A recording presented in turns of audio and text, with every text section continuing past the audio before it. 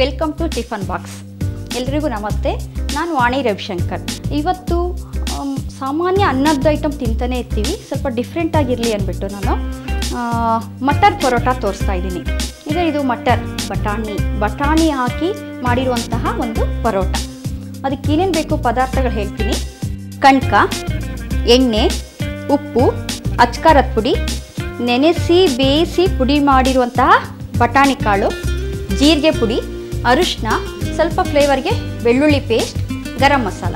First ನಾವು ಕಣ್ಕ ready ಇರೋದ್ರಿಂದ ಹೂರ್ಣ ಮಾಡ್ಕೊಳ್ಳೋಣ. ಬಟಾಣಿ ಕಾಳು ಇದನ್ನು 8 hours ನೆನೆಸಿ ಅದನ್ನು ಬೇಯಿಸಿ ಸ್ಮ್ಯಾಶ್ ಮಾಡ್ಕೊಂಡಿದ್ದೀನಿ. ಇದಕ್ಕೆ ಖಾರಕ್ಕೆ ಅಚ್ಕಾರದ ಪುಡಿ, ಇದು ಗರಂ ಮಸಾಲ ಒಂದು ಅರೋಮಕ್ಕೆ,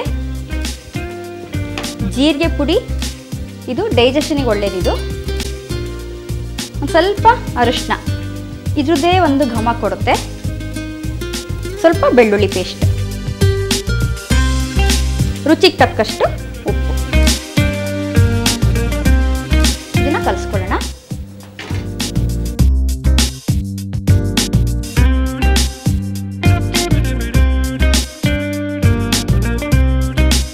ಸೊ ಇವಾಗ ರೆಡಿಯಾಗಿದೆ. ನಾನು ತವಾ ಕಾಯಕ್ಕೆ ಇಟ್ಕೊಳ್ತೀನಿ.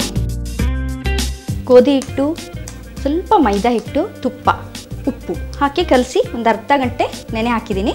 ಓಕೆ, ನಾವು ಮಾಡ್ಕೊಂಡಿರುವಂತಹ ಬಟಾಣಿ ಕಾಳಿನ ಖಾರದ ಹೂರಣ.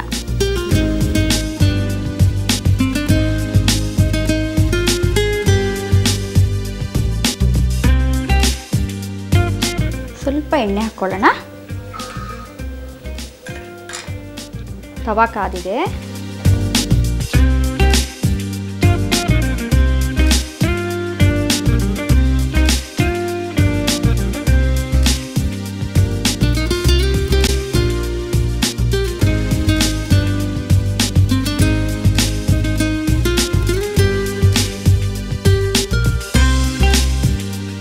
ಪರೋಟ ರೆಡಿಯಾಗಿದೆ.